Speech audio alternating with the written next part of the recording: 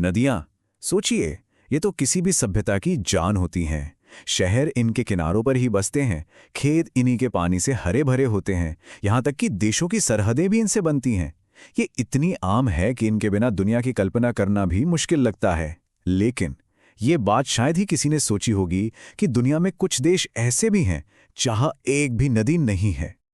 तो सवाल यही उठता है कि आखिर ऐसा क्यों है? क्या ये सिर्फ एक इत्तेफाक है या इसके पीछे कुछ ठोस वैज्ञानिक वजह हैं? चलिए आज इसी की पड़ताल करते हैं और उन भौगोलिक कारणों को समझते हैं जो तय करते हैं कि नदियां कहाँ जन्म लेंगी और कहाँ नहीं। तो ठीक है, इस गुत्थी को सुलझाते हैं। देखिए, नदियां कहीं भी ऐसे ही नहीं बन जाती। उनके बनने के लिए कुछ खास भौगोलिक चीजों, एक तरह से कहें तो एक रेसिपी की जरूरत होती है। तो नदी बनाने के लिए क्या क्या चाहिए? 3 बहुत जरूरी चीजें हैं।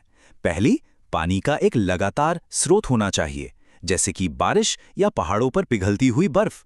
दूसरी, ऊंची नीची जमीन यानी एक ढलान, ताकि गुरुत्वाकर्षण पानी को नीचे की तरफ खींच सके। और तीसरी, एक ऐसी जमीन जो पानी को सोखने के बजाय उसे अपनी सतह पर बहने दे। और अगर इन 3 में से एक भी चीज गायब हो गई तो बस खेल खत्म, नदी बन ही नहीं सकती। और यहीं पर भूगोल किसी देश की किस्मत तय कर देता है। तो चलिए अब उन मुजरिमों की जांच करते हैं जो कुछ देशों से ये कीमती संसाधन छीन लेते हैं। तो हमारी जांच अब शुरू होती है। केस फाइल खुल चुकी है और हम एक एक करके उन मुजरिमों की पहचान करेंगे जो कुछ देशों को उनकी नदियों से महरूम कर देते हैं। और हमारा पहला मुजरिम है वहां का मौसम, यानी बेहद गर्म और सूखी जलवायु।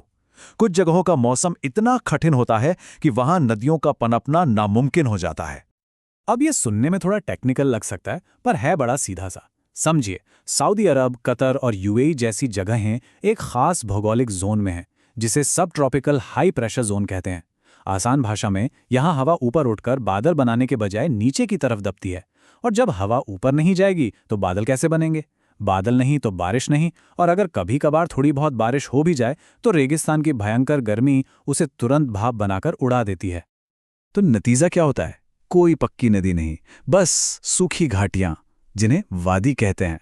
ये वादियां तभी भरती हैं जब कभी कभार जोरदार बारिश हो जाए, वरना ये साल भर सूखी ही पड़ी रहती हैं। पानी के लगातार स्रोत के बिना कोई नदी जिंदा नहीं रह सकती। ठीक है, अब आते हैं मुजरिम नंबर 2 पर, और ये है जमीन की अपनी बनावट, यानी कि पोरस जियोलॉजी। कुछ देशों में बारिश तो होती है, लेकिन पानी सतह पर एक पल भी नहीं टिकता। ऐसा क्यों?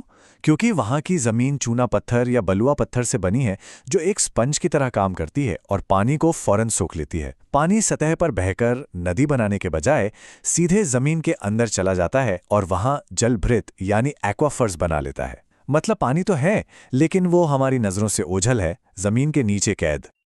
और अब हमारी लिस्ट का आखिरी मुजरिम, ये है जमीन का आकार, उसका नक्शा।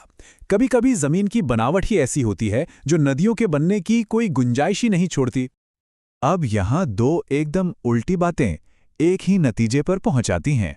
एक तरफ, अगर जमीन बिल्कुल सपाट है तो पानी को बहने के लिए ढलान ही नहीं मिलती, वो बस एक जगह जमा हो जाता है या फिर भाप बनकर उड़ जाता है। दूसरी तरफ, मालदीव या नाउरू जैसे बहुत छोटे द्वीप देशों को देखिए।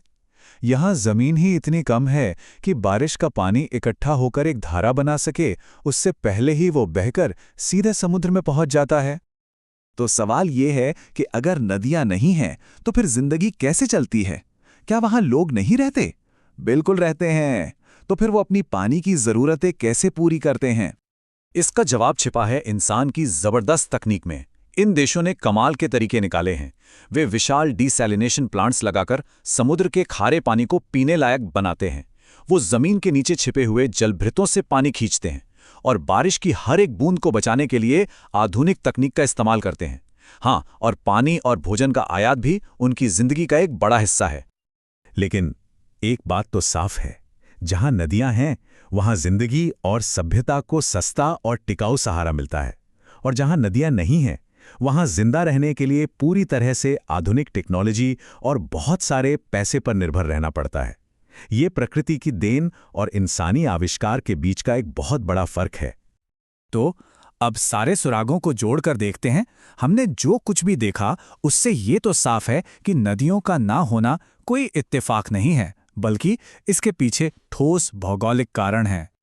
किसी देश में नदी का ना होना ये उसकी कोई कमी या विफलता नहीं है। ये तो उन प्राचीन और शक्तिशाली ताकतों का नतीजा है, जैसे कि जलवायु, जमीन के नीचे की चट्टानें और धरती की बनावट, जिन्होंने करोड़ों साल पहले ही ये तय कर दिया था। इससे एक बहुत बड़ी बात समझ आती है। भूगोल ये चुपचाप अपना काम करता है, पर असल में हमारे इतिहास से लेकर हमारी अर्थव्यवस्था तक सब कुछ यही तय करता है। जिस जमीन पर हम जन्म लेते हैं वो हमारे आने से करोड़ों साल पहले ही हमारी किस्मत की कहानी लिख चुकी होती है। और ये बात हमें एक गहरे सवाल के पास ले जाती है कि हमारी दुनिया को चुपचाप आकार देने वाली ऐसी और कौन सी अदृश्य भौगोलिक ताकतें हैं जिनके बारे में हम शायद सोचते भी नहीं। इस पर विचार जरूर कीजिएगा।